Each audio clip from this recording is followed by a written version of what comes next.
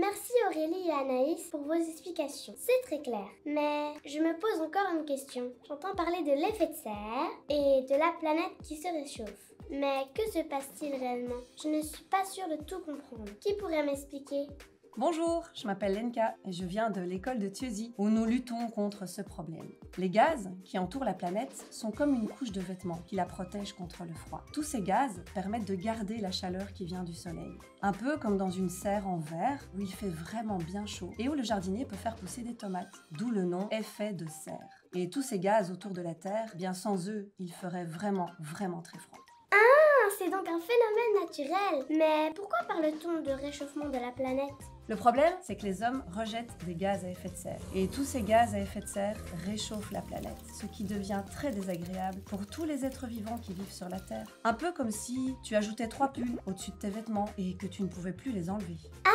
C'est donc l'homme qui est responsable de l'ajout de tous ces pulls. Mais pourquoi il continue à produire ces gaz? Surtout si cela menace la vie sur Terre. Oui, c'est étrange, en effet. Et tous ces gaz, comme le CO2, sont produits par l'homme. Parce que l'homme a besoin de se chauffer, de se déplacer et d'utiliser des appareils électriques. Et toutes ces activités, rejettent des gaz à effet de serre. Ah, si je comprends bien, il faut que l'homme change ses habitudes. Et toi, Lenka, comment vous avez fait dans votre école?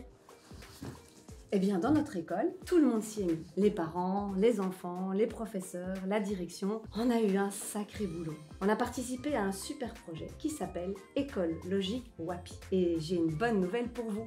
Votre école a été sélectionnée pour participer à ce beau projet. L'année prochaine, des animateurs viendront vous expliquer ce que sont l'énergie, la mobilité, les déchets et l'eau. Vous mènerez l'enquête dans l'école pour découvrir ce qu'elle fait déjà et ce qu'elle pourrait améliorer. Par exemple, dans mon école, nous avons commencé par l'énergie. Ah, et qu'est-ce que vous avez appris? Viens, je vais te montrer. Pour chauffer l'école, éclairer la classe ou utiliser des appareils électriques, vous avez besoin d'énergie. Et dans votre enquête, vous allez mesurer cette énergie grâce à un wattmètre ou un thermomètre. Et vous irez voir les compteurs de gaz et d'électricité pour noter les chiffres. Et grâce à votre enquête, vous pourrez proposer à l'école comment diminuer son énergie et donc l'aider à diminuer le CO2. C'est intéressant. Et après l'énergie, vous avez amélioré quoi? Viens, je vais te montrer.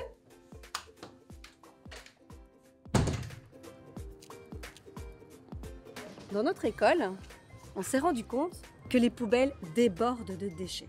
Le problème avec les déchets, c'est qu'il y en a beaucoup trop. Alors, nous avons mis en place le zéro déchet.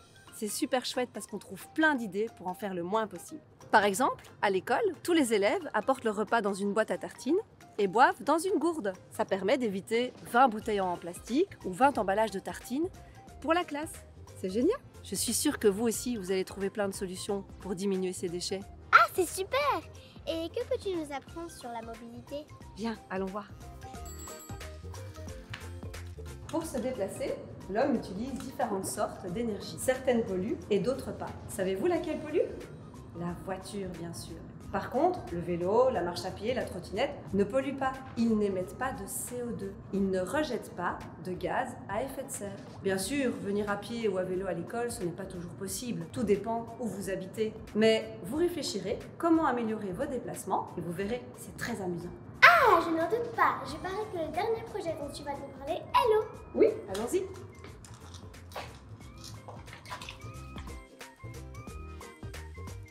Aujourd'hui, on utilise de l'eau sans y penser, pour tirer la chasse, arroser son jardin ou laver sa voiture. On n'utilise pas de l'eau de pluie, on utilise de l'eau potable, c'est-à-dire l'eau qui est propre à boire. Et cette eau, elle est précieuse et malheureusement trop souvent gaspillée. Dans votre enquête, vous irez à la chasse au gaspillage d'eau, en cherchant par exemple les robinets qui fuient.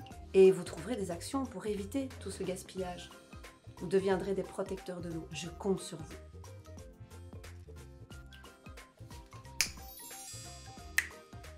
Waouh! Quel beau programme, dis donc! De quoi devenir des vrais experts!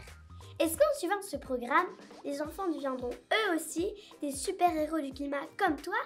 Oui, tout à fait.